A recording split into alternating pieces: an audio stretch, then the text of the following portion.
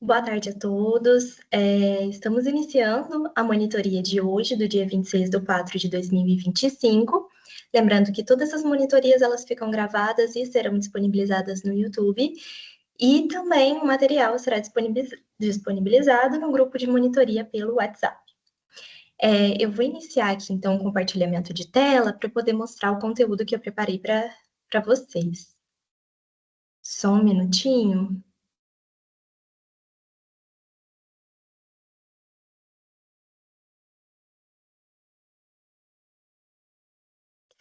Bom, iniciei aqui então o compartilhamento de tela. O foco da nossa monitoria de hoje será, sobretudo, negócios jurídicos, mas eu vou comentar sobre alguns outros tópicos também, que já foram trabalhados na primeira monitoria, mas como aí a gente teve feriado, teve período de prova, eu vou retornar a eles para a gente refrescar um pouco a memória. E o primeiro desses tópicos é sobre domicílio. Primeiramente, o que é o domicílio? Bom, de acordo com o artigo 70 lá do Código Civil, o domicílio é o local onde a pessoa fixa a residência com ânimo definitivo, ou seja, com a intenção de permanecer. Só que a gente tem que tomar cuidado nesse sentido, porque definitivo não quer dizer para sempre, né?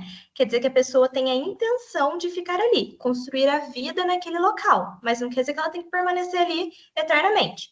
Por exemplo, imagine o João. O João ele se muda para Campinas para trabalhar e viver lá. Mesmo que daqui a alguns anos ele decida se mudar de Campinas, o domicílio dele hoje é lá, porque ele tem a intenção de permanecer um período de tempo. Agora, um ponto importante sobre domicílio é que ele é protegido pela Constituição Federal, está lá no artigo 5º, certo? O domicílio é considerado um asilo inviolável. O que isso significa? Só pode entrar na casa de alguém se a pessoa for, né, autorizada a ingressar, ou seja, com consentimento do morador. Se tiver alguma emergência, alguém que está passando mal, que precisa que seja prestado socorro naquela ocasião. Em caso de flagrante delito, ou seja, de repente alguém foge de um cerco policial, os policiais vão atrás, ele ingressa ali na residência, né? Ou se houver ordem judicial, e não só é necessária a ordem judicial, porque mesmo assim só pode ocorrer durante o dia, entre as 6 da manhã e as 6 da tarde, né? Os doutrinadores aí costumam dizer. Por exemplo, né? Igual a gente comentou, a polícia pode entrar sem mandado se estiver perseguindo alguém em flagrante, só que fora disso ela vai precisar de uma autorização judicial. Agora, migrando para as características do domicílio. As regras dele. O domicílio, em regra, ele é voluntário. A pessoa escolhe onde morar. Mas, como toda regra, existem as exceções. Por exemplo, o domicílio dos incapazes é o dos seus representantes legais. Então, dos incapazes, se for um menor, vai ser o domicílio dos pais ou dos tutores. Se for um relativamente capaz, absolutamente capaz, vai ser o domicílio dos seus curadores. Já do servidor público, é onde ele presta o serviço dele. Então, se eu passei em um concurso público no município de Lorena, o meu domicílio terá de ser no município de Lorena. Já o dos militares é da base onde eles servem. Então, por exemplo, quem serve no 5º BIL, aqui de Lorena também, o domicílio dele é em Lorena, ali no batalhão. E o domicílio do preso é o local onde ele está cumprindo a pena. É o local da prisão, onde ele está preso, certo? E ocorre também que uma pessoa, ela pode ter mais de um domicílio. Por exemplo, um advogado, ele pode ter um domicílio profissional dele em São Paulo, né, um escritório em São Paulo, mas ele pode morar em Santos, por exemplo. Nesse caso, ele tem 2 domicílios. Já os transeuntes, que são aqueles que circulam, né? Como, por exemplo, os moradores de rua, os mochileiros, os ciganos, o domicílio deles é onde eles forem encontrados. Já domicílio profissional, que a gente até comentou aqui no item do advogado, né? Domicílio profissional é o local de trabalho fixo. Por exemplo, um escritório de advocacia, um consultório médico, um consultório de dentista, é onde a pessoa exerce a profissão dela. Mas em relação às pessoas jurídicas, principalmente de direito público, bom, o domicílio da União é o Distrito Federal. O dos estados são as capitais deles, e dos municípios é o local onde está a prefeitura. Agora entrando em outro tema, comentando então sobre os bens. Vamos falar sobre bens, né? E qual que é o conceito? Bem, bens são tudo aquilo que tem valor econômico e que pode ser apropriado. Por exemplo, um carro. Um carro tem valor econômico, ele custa um valor e ele pode ser apropriado. Pode ter uma pessoa que tenha posse e a propriedade dele. As casas também, as empresas, ou até uma patente, né? Até mesmo os animais são considerados bens, mas eles recebem uma proteção especial. Né? Existem até leis que protegem os animais. Inclusive, a título de curiosidade, o anteprojeto do novo Código Civil já está pensando em alterar isso, né? Não classificar mais os animais como bens, mas como seres viventes, né? Mas, por enquanto, ainda são bens, mas são bens protegidos especialmente pela lei. Vou grifar isso aqui que é importante. E sobre a classificação dos bens, né? Os bens, eles podem ser classificados de várias formas. E a gente vai ver uma por uma. Em relação à mobilidade, os bens, eles podem ser móveis, aqueles que não podem ser transportados sem ocorrer destruição deles. Por exemplo, uma casa, um prédio, não tem como você tirar do lugar e mover para outro sem que seja prejudicada a estrutura. Os bens móveis já são o contrário, eles podem ser transportados sem perder a essência deles. São os carros, as bicicletas, um sofá. Já os semoventes são os bens que se movem por vontade própria. Então, por exemplo, os cachorros, os gatos, os cavalos, o gado. Agora, quanto à divisibilidade. Os bens eles podem ser divisíveis, né? Que são aqueles que podem ser divididos sem perder a utilidade dele. Por exemplo, um saco de arroz, você divide, né? Coloca em vários potinhos, ele não perdeu a utilidade dele. Agora, os indivisíveis são aqueles que, se você dividir, você destrói a função dele. Por exemplo, uma obra de arte. Aí eu coloquei até como exemplo um cavalo. Não tem como você dividir esse bem sem que ele perca a sua função, a sua utilidade. E dentro desse tópico, né, a gente tem aqui os que são naturalmente indivisíveis, por exemplo, um animal, e aqueles que são legalmente indivisíveis. Aquilo que a lei determina que não pode ser dividido. Por exemplo, um lote mínimo rural exigido por lei. Se você pensar em relação à natureza, você consegue dividir um lote, ok? Só que a lei prevê um tamanho mínimo para aquele lote. Então, apesar de naturalmente você conseguir dividir, legalmente ele é indivisível. A lei determina um tamanho mínimo para ele. Agora, quanto à substituição, eles podem ser fungíveis, eles podem ser substituídos por outro igual. Por exemplo, dinheiro, um litro de leite, grãos. Se um se perder, você consegue substituir por outro muito semelhante. Já infungíveis são aqueles que são únicos, né? Insubstituíveis. Por exemplo, a Mona Lisa, né? Uma obra de arte original. Podem haver réplicas, mas nunca serão semelhantes àquele bem. E aqui, uma curiosidade, é que os bens fungíveis podem se tornar infungíveis. Por exemplo, um carro. O carro é um bem fungível. Ele pode ser substituído porque muito com o carro meu, deixei ele guardado na garagem, passaram-se anos, sei lá, 70 anos, aquele carro já saiu de linha, não fabrica mais, virou relíquia. O meu é um dos únicos existentes agora, né? ele tornou-se um bem, então, infungível, né? Único, devido à sua raridade. Agora, em relação à deterioração, nós temos os bens que são consumíveis, aqueles que acabam, se esgotam, desaparecem com o uso, por exemplo, comida, um refrigerante que você bebe, e tem os não consumíveis, que eles resistem ao uso, por exemplo, o carro, que você consegue usar ao longo de anos, um imóvel em que você vive ele muitos anos, né, são bens duráveis. Já em relação à existência, nós temos os bens principais, eles existem por eles mesmos, por exemplo, uma casa, certo? Você não precisa ter nada que anteceda para a casa existir, ela existe por si só. Nós temos também os acessórios, que eles vão depender do bem principal, por exemplo, a porta da casa, ou se fosse um carro, o bem principal, o motor do carro. Para existir aquele motor de carro, você precisa antes ter um carro para acoplar. Para você colocar a porta da casa, você precisa antes ter a casa, certo?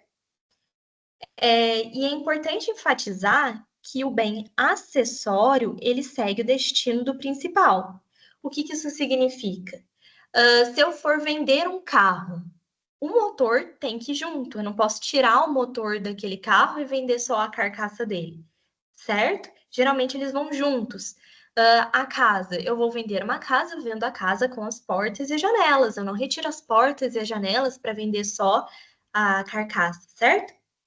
E há também, quanto à existência, a pertença. Pertenças servem para embelezar ou facilitar o uso do bem principal. Por exemplo, quadros decorativos. A pertença ela pode ser separada sem afetar a função. Então, por exemplo, cortinas, um quadro que eu coloco para enfeitar a casa, um tapete, são coisas que, assim, não fazem parte da estrutura em si. Elas estão ali só para embelezar, decorar, né? Partindo agora para singularidade. Os bens podem ser singulares quando nós temos um só bem, por exemplo, são bens isolados, né? Um carro, um livro, e temos os universais, que são conjuntos de bens. Por exemplo, bem isolado, né? Bem singular. O livro, bem universal, uma biblioteca. Eles são conjuntos de bens considerados como um todo, né? Em relação agora à titularidade, nós temos bens privados, que pertencem a pessoas comuns, né? Tanto pessoas físicas quanto pessoas jurídicas de direito privado. Por exemplo, o carro de uma pessoa ou o carro de uma empresa.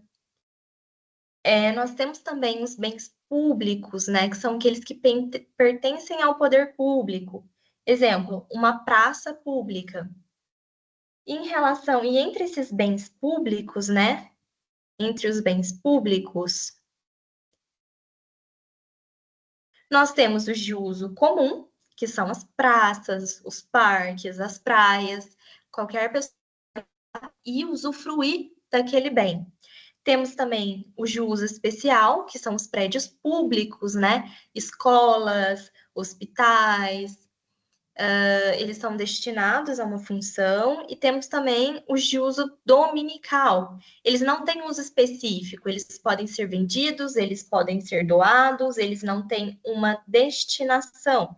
Então, de repente, é um terreno ali que está há muitos anos sem uso nenhum, sem nenhuma construção, que pertence à prefeitura, mas não tem uso específico. Já quanto à materialização, nós temos bens corpóreos, eles têm corpo físico, você consegue segurar, tocar, por exemplo, um celular. E temos os incorpóreos, são direitos ou bens imateriais. Por exemplo, uma marca, né? A Nike é um bem incorpóreo, você não consegue tocar fisicamente naquilo, mas é um bem. Os direitos autorais também são. Migrando agora para o tópico de benfeitorias. O que são benfeitorias? As benfeitorias, elas são melhorias feitas no bem. E elas podem ser necessárias, que se elas não forem feitas, o bem se perde ou se inutiliza. Por exemplo, a casa tá com o telhado quebrado, tá tendo muita infiltração. Se a gente não fizer aquela benfeitoria, vai desgrudar o cimento da parede, vai apodrecer o tijolo, a casa vai perder a sua utilidade, a sua conservação. É uma benfeitoria necessária, é uma melhoria necessária. Agora, as benfeitorias úteis, elas aumentam a utilidade do bem. Então, por exemplo, construir uma garagem em uma casa, né? Isso aumenta o valor financeiro, valoriza o imóvel, né? Não é necessariamente necessário, mas aumenta a utilidade. Existem aquelas que são voluptuárias. Elas servem apenas para embelezar, né? Para prazer, beleza. Por exemplo, colocar uma piscina no quintal da casa, né? Ali vai ser realmente só para uma questão de lazer da pessoa mesmo. Não tem uma utilidade, digamos assim, na residência, além de ocasionar prazer ou embelezar. Migrando agora para fatos jurídicos, né? Que é o tema objetivo dessa monitoria, a gente tem que ter um pouco de atenção. Os fatos jurídicos, eles são aqueles acontecimentos que geram efeito no mundo jurídico. Então, esse aqui é o termo que define. Eles produzem efeitos jurídicos, né? E eles existem, eles são divididos em atos unilaterais, aqueles que ocorrem por vontade de uma só pessoa, por exemplo, um testamento. Basta a vontade daquela pessoa que vai fazer o testamento que aquilo passa a ter efeito jurídico, né? Tem os negócios jurídicos bilaterais ou plurilaterais, que quando tem que ter a vontade de duas ou mais pessoas, por exemplo, um contrato de compra e venda, um contrato de aluguel, para esse contrato de aluguel existir, tem que existir uma pessoa que tenha vontade de alugar o imóvel e tem que existir a pessoa que tenha vontade de residir naquele imóvel alugado, certo? E como estudamos, né, os fatos jurídicos? Nós estudamos eles com a famosa escada pontiana, que foi pensada por Pontes de Miranda. E a escada pontiana, ela é uma escada de 3 degraus, que vai representar as 3 fases dos negócios jurídicos. O primeiro degrau é o plano da existência, ou seja, o fato jurídico precisa ter pessoas, que são as partes, né? O objeto, que é aquilo que será feito nele, e a forma, que é o documento, o registro, a solenidade. O segundo degrau é o plano da validade. A gente tem que ter pessoas capazes, então aqui, dependendo da incapacidade, a pessoa não consegue, né? Aquele ato jurídico ou é nulo ou é anulável, né? A gente já estudou isso anteriormente. Tem que haver partes capazes, o objeto tem que ser lícito, possível e determinado. O objeto lícito é aquele que não tem nenhuma restrição na lei. Então, por exemplo, o objeto não pode ser venda de drogas, não é lícito, né? A lei não autoriza. Ele tem que ser possível. Não adianta você querer colocar como objeto do seu negócio jurídico uma coisa inalcançável, né? Por exemplo, vou fazer um contrato para vender uma garrafinha com um pedaço de Júpiter. Impossível, né? Isso não é possível. E determinado. E ele tem que ter forma legal, forma não proibida pela lei. Ou, né, prevista ou não proibida. E o terceiro degrau é o plano da eficácia. Aqui o negócio jurídico ele já existe e ele é válido, mas pode depender de condição, termo ou encargo para ele produzir efeitos. Ou seja, resumindo, né, o fato jurídico. Ele tem que ter existência, tem que ter a parte, né? Por exemplo, um vendedor e um comprador. Tem que existir um objeto ali, por exemplo, uma casa, que é o que está sendo negociado, e ele tem uma forma, vai ser por meio de contrato, por meio de testamento. Ele tem que ter validade, as duas partes têm que ser capazes, a casa é lícita, né?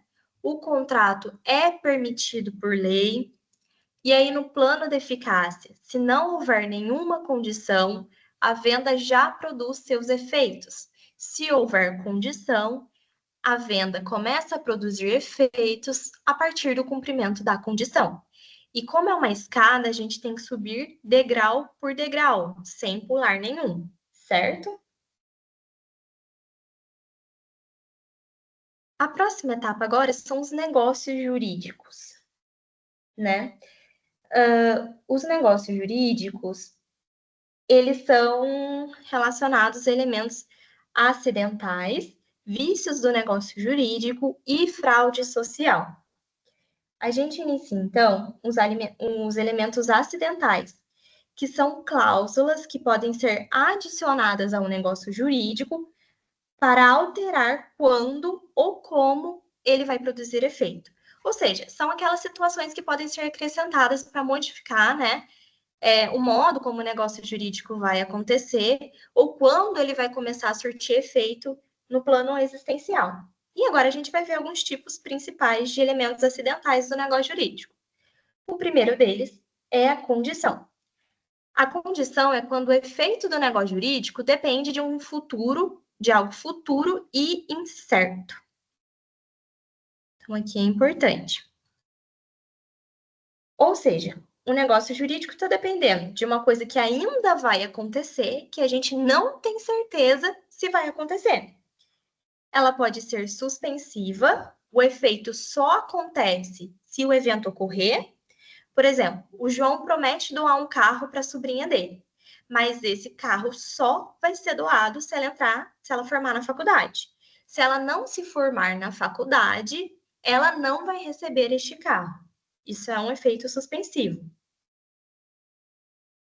Pode ser resolutivo. Resolutivo é quando o negócio vale, mas ele se encerra quando o evento ocorre. Por exemplo, um empréstimo que termina quando o devedor arruma emprego. Ou outro exemplo, o Paulo contrata a Maria para trabalhar enquanto ele estiver fora do país. Se ele voltar de fora do país, se ele voltar para o país, o contrato se encerra automaticamente. O segundo tópico é o termo. O termo ele está ligado a um evento futuro e certo. Aqui é importante a gente diferenciar da condição. Enquanto na condição um evento futuro é incerto, aqui no termo ele é certo. Ele vai acontecer. É uma certeza. O termo, então, está relacionado a um espaço de tempo, né? Por exemplo, um contrato de aluguel que foi firmado para vigorar até 31 de dezembro de 2025. Aqui sabemos que o término do contrato acontecerá com certeza na data combinada. O próximo tópico é sobre encargo, também chamado de modo. O encargo ele é uma obrigação colocada sobre o beneficiário, como uma condição para receber benefício. Quando a gente fala condição, a gente pode falar também sobre ônus, certo? Para receber o benefício. Por exemplo, um herdeiro que só vai ficar com o imóvel se ele cuidar da irmã dele com deficiência, certo? Então, para ele ficar com aquele imóvel, ele tem um dever de cuidado. Ou então, né, um testador, uma pessoa que faz um testamento, deixando a casa para o sobrinho dela, mas tem uma condição, desde que ele mantenha o imóvel como abrigo para animais de rua, certo? Se ele não manter, ele não vai receber essa residência. Ele tem esse encargo. E se ele não cumprir, então, ele pode perder o imóvel. Falando agora sobre vícios do negócio jurídico. Agora a gente vai falar, né, dos vícios que podem anular ou tornar inválido um negócio jurídico, especialmente porque vai afetar a vontade das pessoas, né, porque atingem a vontade da pessoa, sendo que então o negócio jurídico pode se tornar nulo ou pode ser anulável. Ou seja, nulo, ele nunca sequer vai produzir algum efeito. E anulável, ele produz o efeito até ser requerida a nulidade dele, e a partir daquele momento, então, para de produzir. Bom, o primeiro vício é o erro. Erro é quando alguém se engana sozinho ao fazer um negócio jurídico. Ou seja, o erro pode ser substancial, vai atingir a essência do negócio jurídico. Vamos supor, a Carla vai lá e compra um quadro acreditando ser uma obra de um artista famoso e paga muito caro por isso. Só que depois ela descobre ser uma falsificação, né? Ou seja, ela própria se enganou na hora de adquirir aquele produto, né? Ela comprou acreditando ali que era assim uma obra de arte, e o erro que ela cometeu na hora de fazer essa compra atingiu a natureza essencial do negócio, que o negócio é puramente, né? Comprometeu o objetivo da compra dela, que era adquirir uma obra de arte famosa. Mas existem também aqueles erros que são cognoscíveis. É aquele erro que poderia ser percebido com atenção normal, se a pessoa prestasse um pouco de atenção. Aqui, geralmente, as doutrinas costumam dizer também sobre o homem médio ou homem padrão. O que é o homem médio, homem padrão? É aquilo que se espera normalmente de uma pessoa, que se espera que ela tenha aquela atenção. Por exemplo, o Lucas compra um celular achando que é um modelo novo, mas o vendedor nunca prometeu isso. Era fácil perceber pela embalagem que se tratava de um modelo antigo. Ele deveria ter percebido esse erro, mas não percebeu, se distraiu. Ele cometeu um erro cognoscível. Já o erro real é quando o engano, o erro causa um prejuízo. Por exemplo, o Pedro, ele adquire uma fazenda, ele compra uma fazenda, pensando que poderia plantar soja lá. Esse era o objetivo dele. Ele comprou a fazenda só para plantar a soja. Mas chegando lá na hora, ele descobre que o solo é infértil, que ele não vai conseguir efetuar o plantio. Esse erro dele vai trazer uma perda financeira muito considerável, porque ele nem vai conseguir atingir o objetivo dele, né? Bom, encerrado então o tópico do erro, a gente vai para dolo, que é o segundo vício que pode acometer um negócio jurídico. O dolo ocorre quando uma parte engana a outra de propósito, quando é intencional, quando a pessoa te leva a cometer aquele engano, né? Existe então o dolo principal, que é aquele que, se a pessoa soubesse da verdade, ela não teria feito aquele contrato, ela não teria realizado aquele negócio. Por exemplo, o Marcelo vende um carro alegando estar em perfeito estado, mas ele sabe que o carro dele não está em perfeito estado, ele sabe que o motor está comprometido. E ele vai conversando com a compradora, vai induzindo, fica quietinho sobre o motor, mesmo ele sabendo, fala: não, o carro tá ótimo, ó, é pegar e andar. Aí a compradora, confiando nessa informação, fecha o negócio. Só que se ela soubesse que esse carro estava com o motor comprometido, ela não compraria. Ou seja, houve dolo. O negócio jurídico aqui padeceu do vício de dolo principal. Ao contrário, tem o dolo acidental, que é quando mesmo a pessoa sabendo daquilo, ainda assim ela realizaria o negócio jurídico, né? Mesmo sabendo da mentira, ela ainda faria o contrato. Por exemplo, o Bruno, ele mente sobre a quilometragem de um carro. Só que, mesmo sabendo disso, a Ana compraria porque ela gostou do carro e do preço, certo?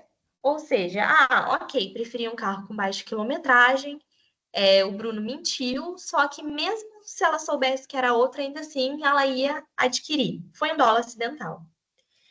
Agora, quanto ao dolo bônus, são aqueles exageros comuns no comércio, que não causam aquele grande prejuízo. É uma mentirinha comercial. Quem gosta de comprar em Aparecida, por exemplo, já presenciou, acho que, muito desse tipo de dolo bônus, né? Por exemplo, você vai em uma loja, o vendedor exagera, dizendo que o perfume dura 48 horas na pele, que você pode tomar banho, entrar na piscina, passar outro perfume por cima, que não vai sair. Só que perfume, você sabe, não vai durar tudo aquilo, vai durar umas 10 horas, que é o normal, né? É um exagero típico da venda. A gente vê, por exemplo, aquelas propagandas de desodorante, há 48 horas de proteção, e aí você vê lá no comercial a pessoa correndo e fazendo exercício, e você sabe que na realidade não vai ser daquela forma, né? É o exagero do vendedor na hora de fazer a propaganda do produto. Bom, então, encerrando o dolo, o próximo vício que pode acometer um negócio jurídico é a coação. E a coação é quando alguém é forçado a realizar um negócio contra a sua vontade. É feita uma pressão, como uma ameaça mesmo, para forçar alguém a fazer algo. A coação, ela pode ser absoluta, que é quando tem a força física, que torna o negócio jurídico nulo, inclusive. Por exemplo, o João ele está sob ameaça de morte, tem uma arma apontada para a cabeça dele, a pessoa forçando ele a assinar um contrato de venda da casa. Isso foi uma coação absoluta, estava empregando força física ali. E esse contrato que ele assinou vai ser nulo, não vai ter nenhuma validade jurídica, nenhum efeito prático.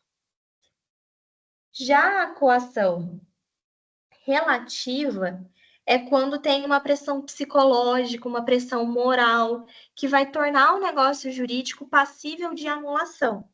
Então, por exemplo, fazendo pressão psicológica, né, o ex-namorado da Maria fala assim: olha, eu tenho fotos suas aqui no meu celular, eu vou divulgar. Me vende esse carro aí que você tem por um preço abaixo. Eu pago aí 10 mil nesse carro que vale 40. Se você quiser me cobrar mais de 10, eu vou divulgar as fotos que eu tenho sua aqui. Não é uma força física, porque não tem nenhum artifício físico ameaçando ela, mas é psicológico, é moral e é passível de anulação. Esse negócio jurídico pode ser anulado. O próximo vício que vai padecer é estado de perigo. O estado de perigo ele vai ocorrer quando, por necessidade extrema, a pessoa aceita um negócio jurídico injusto. Então, por exemplo, para salvar a vida do parente, vai aceitar aquilo. É o caso de uma mãe que vê o filho gravemente doente e aí vai lá e paga 20 mil reais por um medicamento que, em ocasião normal, custaria 2 mil, porque era a única alternativa de salvar ele. A gente viu acontecer muito esse vício na pandemia. Eu não faço ideia de quanto custa na prática, mas só para ilustrar, vou falar um valor qualquer aqui. Um cilindro de oxigênio que custe, sei lá, 10 reais. Só para exemplo, a título de exemplo, porque eu não sei o valor. Um cilindro de oxigênio custa 10 reais. Na pandemia, vendo como as pessoas precisavam daquilo, tomadas pelo desespero de salvar os parentes que estavam morrendo sufocados, estavam pagando aí, às vezes, 1.000, 3.000 num cilindro de oxigênio, né? Porque era a única alternativa ali na hora, né? Realmente, por necessidade extrema, aceitou aquele negócio que não era justo de forma alguma. O próximo vício é justamente a lesão, né? Próximo e último. A lesão, ela ocorre por inexperiência ou uma necessidade urgente. A pessoa faz um negócio jurídico extremamente desproporcional. Por exemplo, um jovem muito inexperiente vende a moto dele por metade do preço de mercado, porque não conhece preço de moto e porque ele precisa de dinheiro rápido para uma emergência médica. E o comprador se aproveita, percebe ali que ele não conhece muito, que ele não tem noção, e adquire por esse valor inferior. Isso é lesão, certo? Aqui a gente nota que tem um perigo de vida, um perigo iminente. Já esse aqui é uma necessidade, né? É isso que diferencia também um do outro. Agora a gente vai falar um pouco sobre fraude social. A fraude social ela é diferente. Aqui a pessoa ela quer fazer um negócio jurídico, mas com má fé para prejudicar terceiros, certo? Então, por exemplo, a primeira delas, na verdade, é isso mesmo. A primeira delas, fraude contra credores. A fraude contra credores vai ocorrer quando o devedor desvia o patrimônio dele para impedir que seus credores recebam, certo? Então, por exemplo, o Antônio percebe que ele está com muita dívida. E aí, para escapar das cobranças, dos processos que ele está sofrendo, ele transfere o apartamento dele para o nome da irmã, sem receber pagamento nenhum. Isso acontece também, por exemplo, acho que é mais prático em caso de pensão alimentícia, né? A pessoa tem que pagar a pensão e aí esconde os bens em nome da atual esposa, colocando o nome da mãe, desaparece com os bens. No âmbito empresarial é muito comum também, tem empresas que pagam tudo assim completamente errado, não deposita FGTS, não compensa e nem paga horas extras. Aí o funcionário entra lá com uma ação trabalhista, que a gente chama de reclamação trabalhista, ganha, tem lá um valor para receber. Só que como tem muitas ações trabalhistas contra aquela empresa, de má fé, o devedor pega o patrimônio da empresa, esconde para não precisar pagar essas condenações que ele sofreu. Essa é a fraude contra credores. E depois a gente tem a simulação. A simulação ela acontece quando você finge um negócio jurídico que na verdade não é verdadeiro. O negócio jurídico ele é feito de mentira. A intenção real dele não é aquela, é outra. Por exemplo, o André e a Beatriz fingem fazer um contrato de compra e venda de um sítio, mas o verdadeiro intuito é esconder o imóvel de um processo judicial.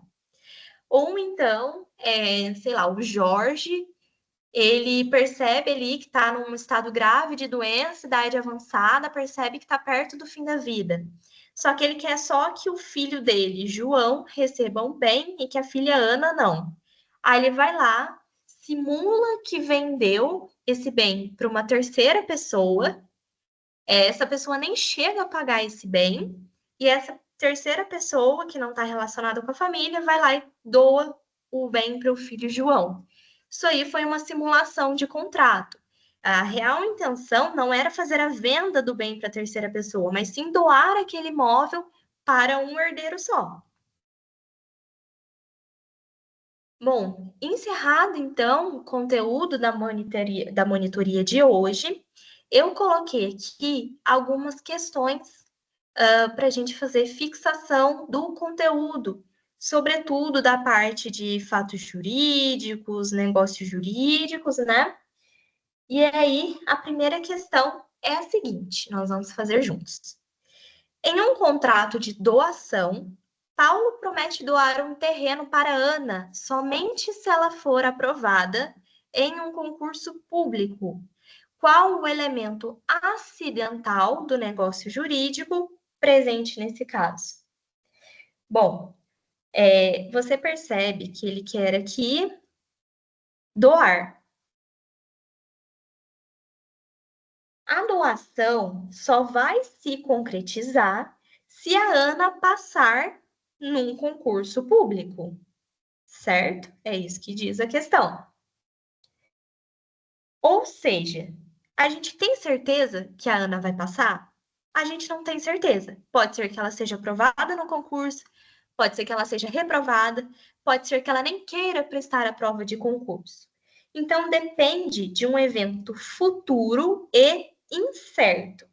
Isso caracteriza uma condição e uma condição suspensiva, pois o efeito do negócio jurídico aqui, ele está dependendo dela ser aprovada em um concurso público.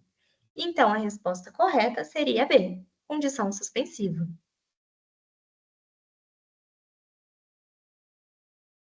Agora, questão 2. O Carlos compra uma fazenda achando que poderia explorar mineração, mas ele descobre depois que a área é de preservação permanente. Considerando que Carlos se enganou sozinho e que isso comprometeu o objetivo de compra, trata-se de erro substancial, dolo, simulação ou coação? Bom, aqui a gente percebe que ele cometeu um erro, né? Por que ele cometeu um erro? Porque ele se enganou sozinho. Aqui ninguém disse para ele: ah, compra a fazenda assim, nossa, tem muito minério lá, você vai conseguir explorar muito. Não teve ninguém que chegou e falou para ele: nossa, eu já explorei muito minério aqui, pode adquirir essa fazenda que você vai conseguir explorar. Não, sozinho ele se enganou, isso comprometeu o objetivo de compra dele. Ou seja, como ele cometeu um erro que atinge a essência do negócio dele, que foi a compra do imóvel, sendo que ele acreditava que poderia explorar a mineração, que era o objetivo principal dele, você nota que ocorreu um erro substancial. porque o erro comprometeu o objetivo, a finalidade do contrato, certo? Seria, então, erro substancial. Não seria dolo, porque ele não foi induzido. Não seria simulação, porque ele não adquiriu a fazenda fingindo que era para uma coisa quando era para outra. E não seria coação, porque não teria ninguém ali, fisicamente ou psicologicamente ameaçando ele. Ele se enganou sozinho, só poderia ser erro. Questão 3. Emerson vende um automóvel para Roberta e intencionalmente omite que o motor do veículo está comprometido, o que só foi percebido depois da compra. É até o exemplo que a gente deu lá em cima. Sabendo disso, qual é o vício do negócio jurídico? Nesse caso, o Emerson, ele enganou de propósito. Ele teve má fé, foi intencionalmente, certo? Quando ele intencionalmente não informou o defeito no motor.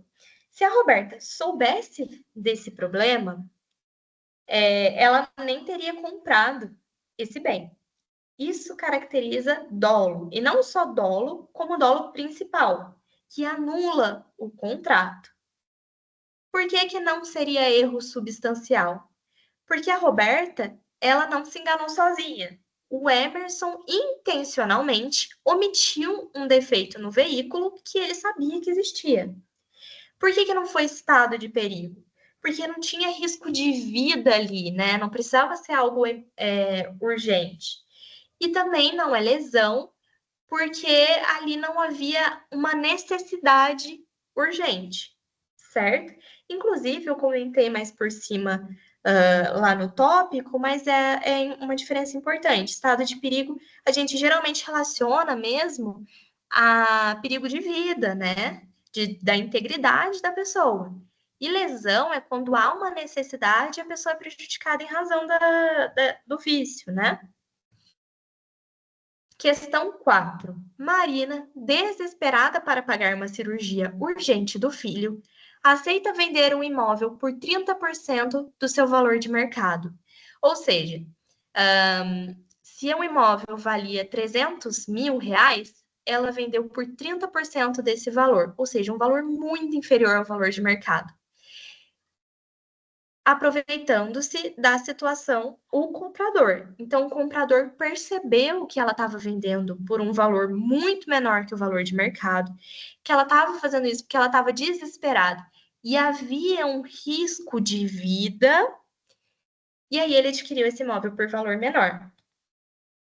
Aqui, apesar de Marina estar em uma situação de necessidade, o problema é que ela fez o negócio por necessidade extrema, né? Havia um perigo de vida. E tinha muita desproporcionalidade de valor. Ela vendeu por apenas 30% do que vale o imóvel. Assim, vai caracterizar a lesão, certo?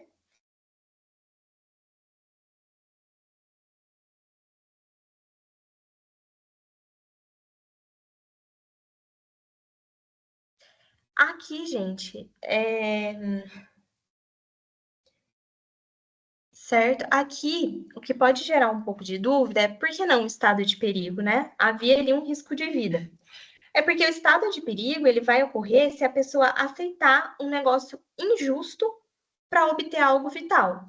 Então, foi lesão aqui por conta da necessidade dela ter movido esse negócio jurídico, mas ela não aceitou assim uma injustiça que estavam oferecendo para ela para obter uma coisa vital, né? Foi de cá, na verdade, ali uma necessidade. E aí a questão 5. Com várias dívidas acumuladas, Roberto transfere gratuitamente seu único imóvel para o nome do filho, para evitar a penhora pelos credores. O que esse ato vai configurar? Lesão? Dolo acidental? Fraude contra credores? Ou estado de perigo? Bom, o Roberto ele fez a transferência do imóvel sem pagamento, só para evitar que os credores tenham acesso ao bem, certo? Sem pagamento,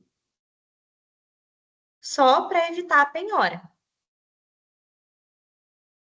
Esse comportamento, que é intencional, configura fraude contra credores, porque prejudica os terceiros, que são os credores,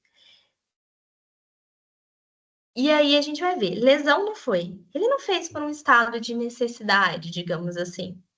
Dolo acidental não foi. Ele não foi induzido a cometer o erro de fazer essa venda, né? Ele não foi induzido a fazer uma venda sem saber de alguma desproporcionalidade.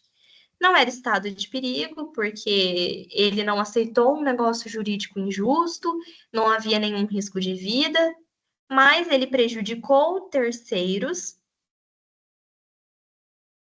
intencionalmente. Aí vocês vão perguntar, mas não poderia ser uma simulação?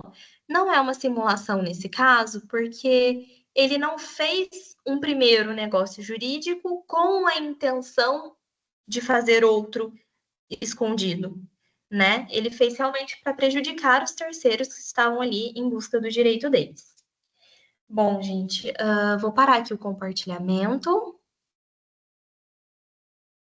abrir aqui a minha câmera para a gente conversar. Essa foi a monitoria de hoje. Ela foi um pouco mais curtinha, né? Talvez o pessoal do noturno ainda não tinha tido acesso ao material completo, mas acredito que seja objeto de matéria de vocês logo, se for o caso de ainda não terem, né? Eu conversei com o professor Fred, ele combinou comigo de enviar a prova de vocês do período do noturno, para depois a gente resolver junto. Só que, em razão de motivos pessoais, ele ainda não conseguiu fazer esse envio para mim.